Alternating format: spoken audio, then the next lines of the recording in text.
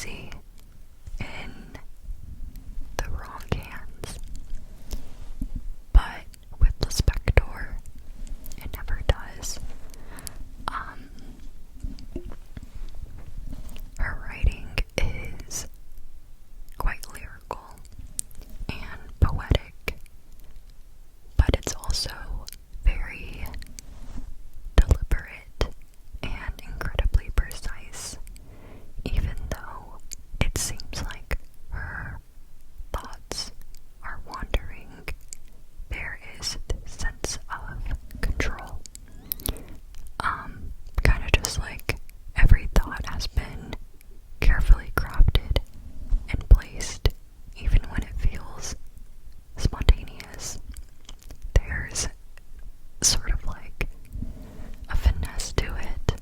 Her writing doesn't try to overwhelm you with beauty or force you into like some grand revelation. It just quietly arrives there. It never feels pretentious to me or cheesy, even though the writing is undeniably beautiful.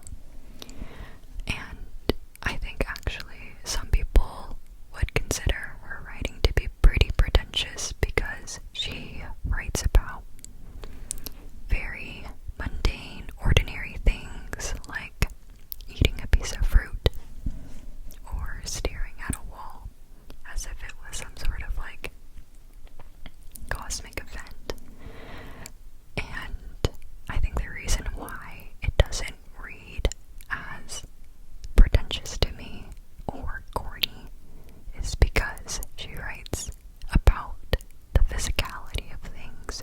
She is probably one of the only authors that I read that talk about metaphysics a lot. For me, metaphysics can kind of be a hit or miss, but I do enjoy it when lispector writes about it. But what I'm trying to say is that she makes the experience that she's talking about so visceral, as opposed to just purely intellectual.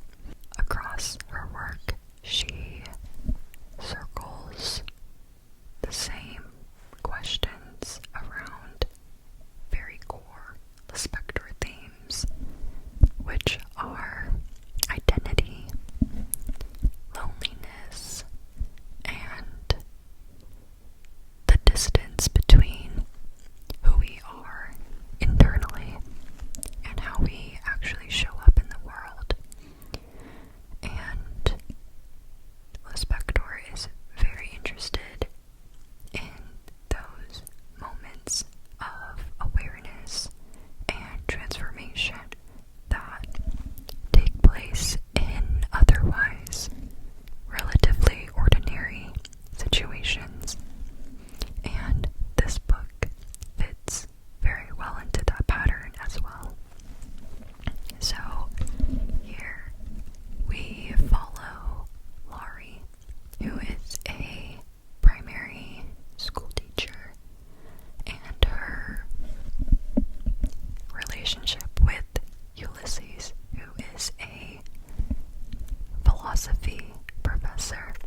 So from the very beginning, they pursue a romantic relationship with each other. However, Ulysses possesses this sort of authoritative tone from the get-go. And honestly, when I was reading this at first, I really didn't like their dynamic. It was very like eye-rolling for me because it's sort of this like familiar, tired narrative trope of the wise, all-knowing guy guiding the unsure and hesitant, scared woman into selfhood and self-discovery. So essentially,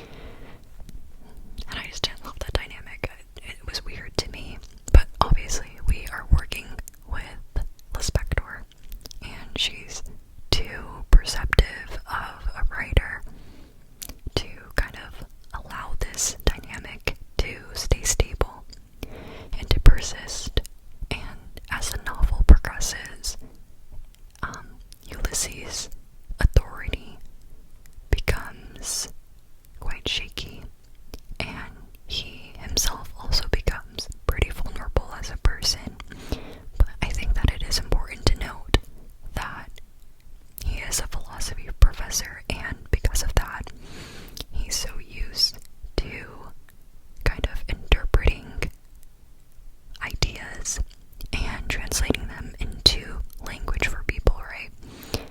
And I think that just kind of is how he communicates with people in general.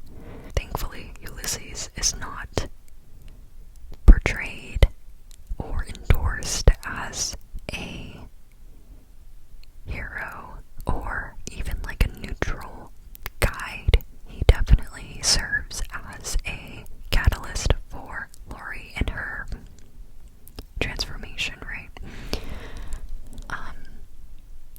He's kind of like an irritant. He pushes Lori to confront parts of herself and parts of the world that she wouldn't have otherwise. So I really liked the sort of like destabilization that lispector does when it comes to Ulysses and his initial role as this sort of like authoritative figure in Laurie's life, because she goes through this relationship constantly seeking approval and validation from Ulysses. She turns to him to interpret what she's feeling, what she's experiencing.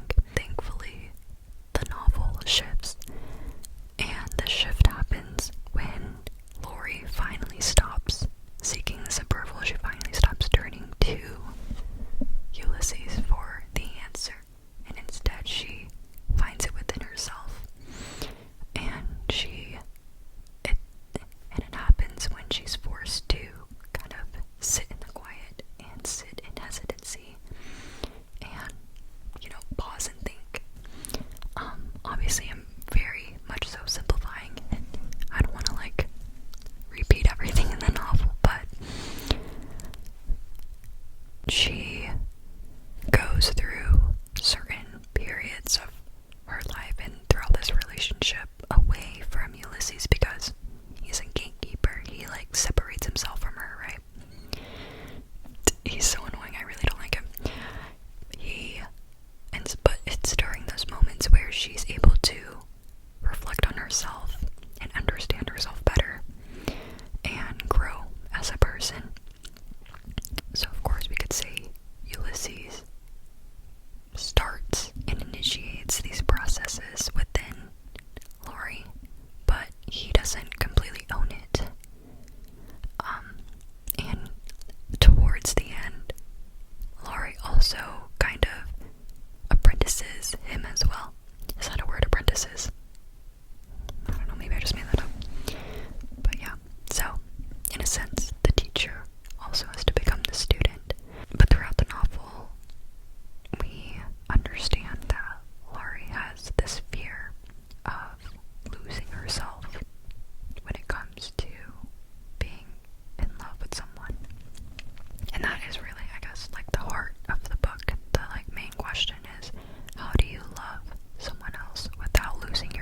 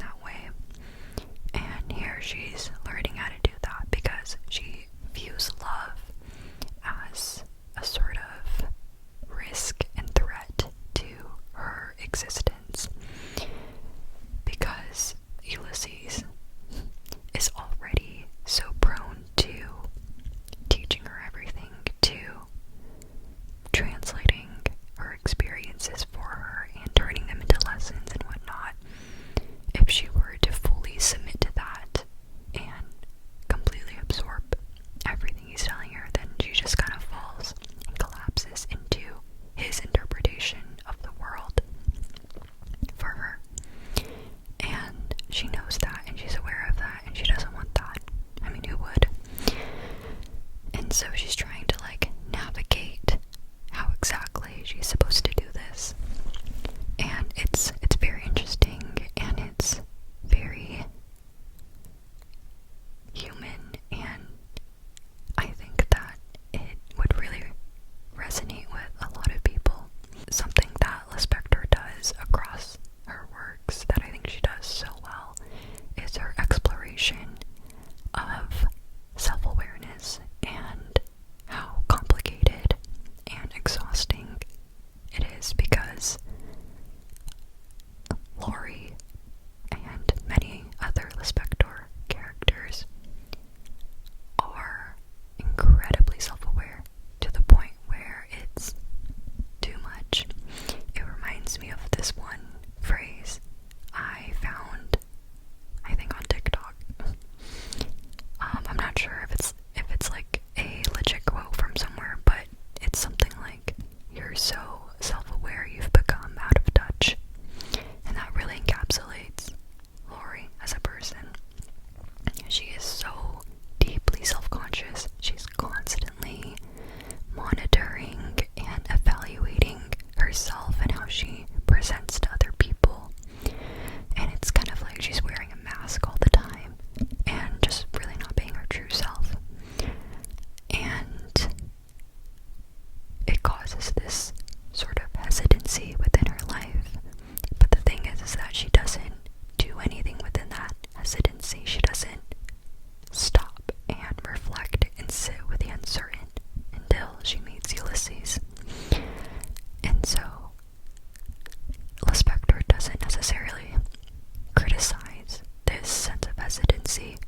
I think she actually promotes it. She's interested in what comes out of that and what happens within these pauses. I think that she really emphasizes these moments of awareness and changing and transformation within very ordinary, quiet, interior, reflective, introspective moments. And I think that idea sticks with me because it's quite different from how I personally operate and live my life.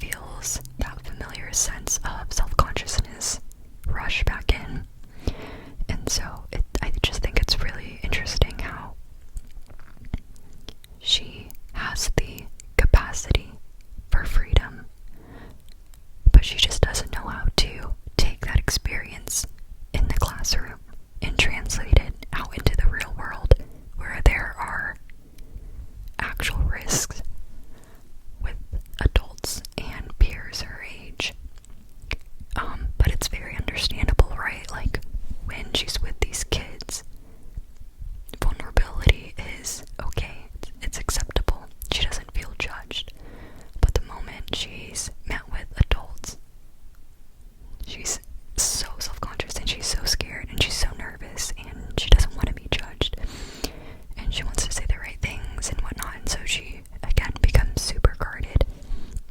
And I think that's a very real thing, and I think a lot of people can relate to that. Not necessarily like kids versus adults. I feel like we all have our own specific spaces and environments where we feel the most comfortable and where we feel like we could be our truest self. And when we're taken out of those environments and spaces, it's hard, right, to emulate that same true self. But yeah, I just think it's very interesting how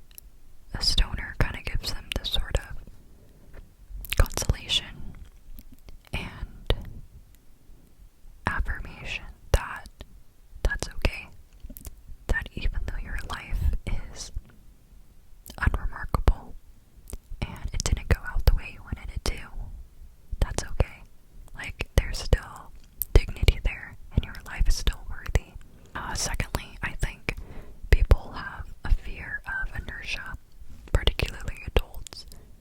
They ask themselves, what if this is it? What if this is all I'll ever be? And I think, again, this book offers a sort of like reassurance and emotional mercy for them. Again, that's okay. Your life matters, even if it's small, even if nothing happens, even if you're a loser. Just kidding. Sorry, I think William Stoner is a loser. I strongly dislike him as a character, and I'll get into that, don't worry. But yeah, I don't know, I think if you don't have that fear, and if you don't relate to Stoner, the book really loses its power. I can totally understand why people find this book to be profound and moving and whatnot. I mean, people say it's this sort of quiet, restrained masterpiece, and it really promotes this idea that a quiet, unnoticed, unremarkable life is worth living to, and it's worth recognizing. And it really champions this idea of endurance and how there's sort of like this quiet nobility and virtuous aspect to simply living and simply persisting despite everything. And I think those concepts and ideas, and at its core the philosophy of those messages, are great. I think they're beautiful. But because of who is used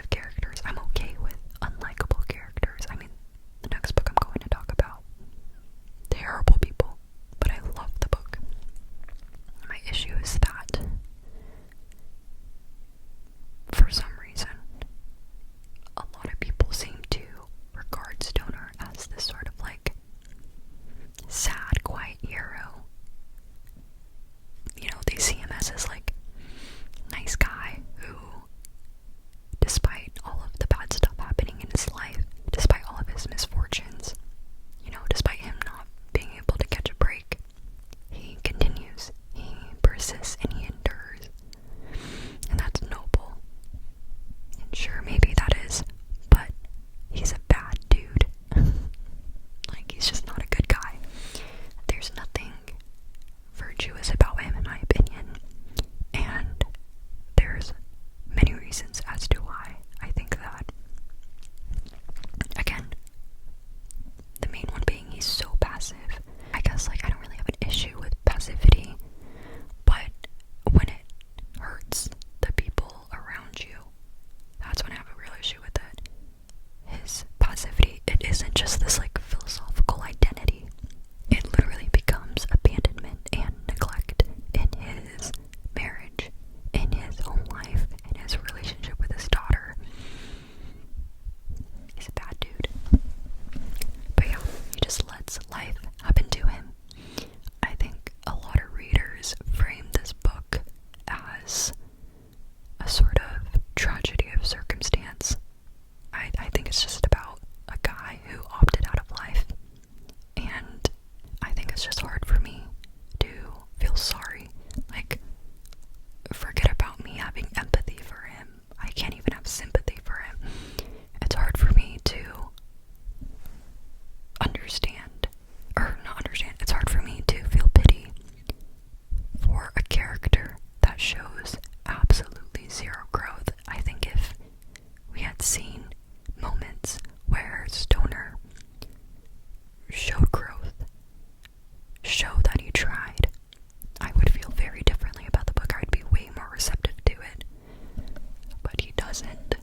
He really doesn't. The only times where he's not passive is when he's violating his wife, when he is having an affair, when he's cheating on his wife. He can't even do that right. Or when he's protecting academia. That is the only sphere where he has a backbone, is in the world of academia. And this frustrates me even more. It's not even like a redeeming quality of him, because why are you okay with protecting abstraction as opposed to your own daughter who's suffering under your roof? I don't know, it's very concerning. It's just, he's such an unconvincing character. And then the side characters, particularly the female characters,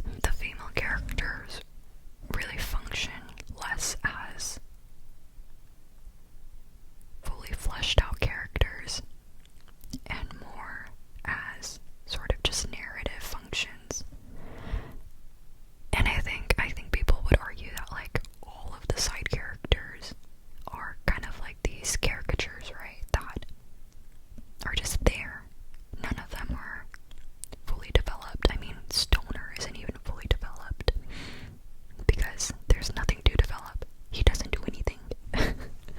Anyways, the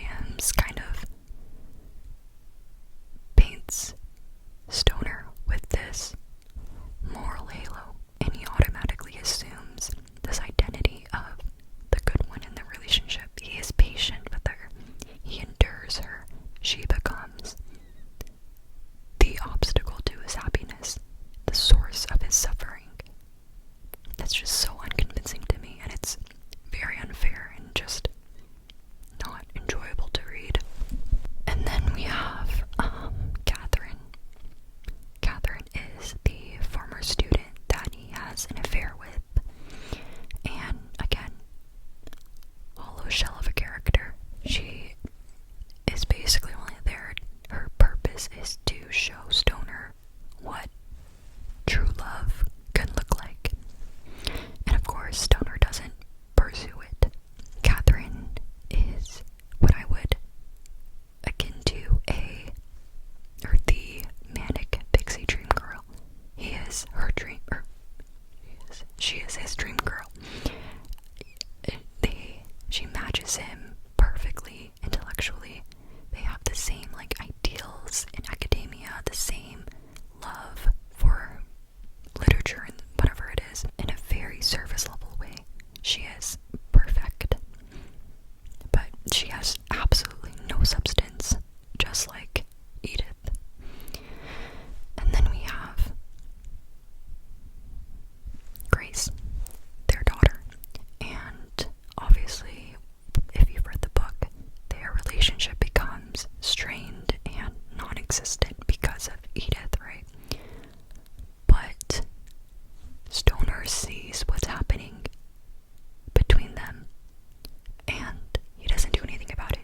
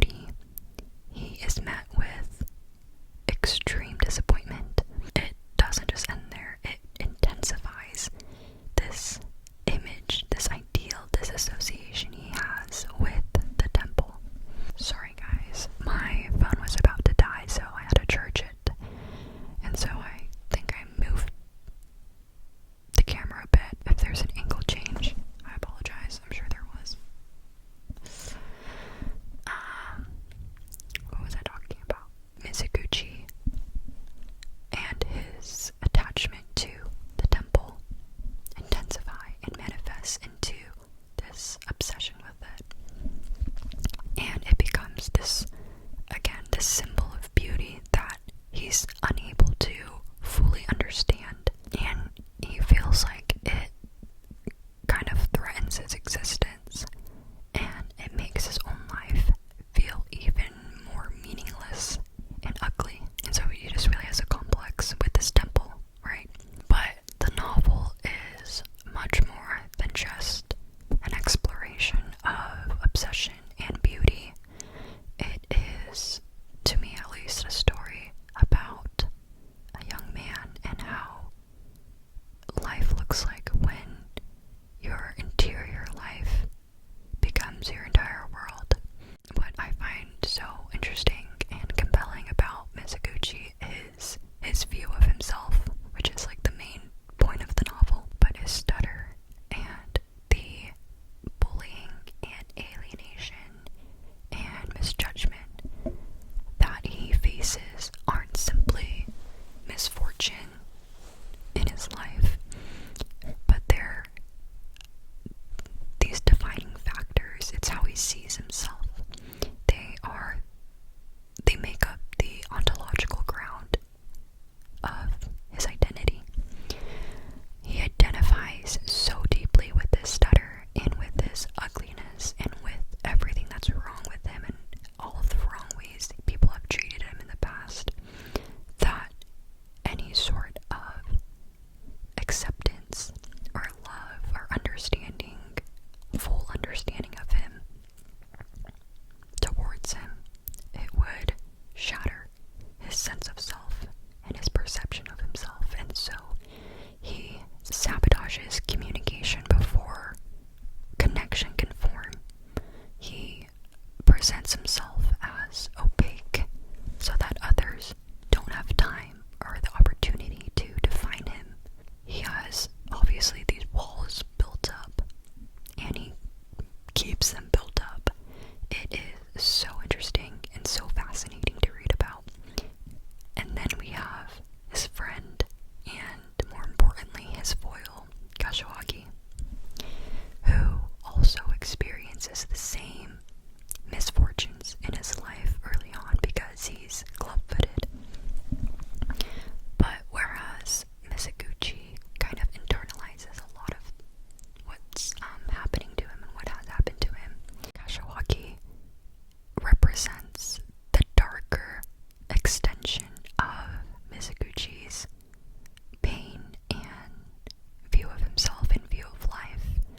If you are ugly, exploit it. If you are pitied, weaponize it. If you can't possess beauty, corrupt it. And so the two represent a sort of dialectic of resentment.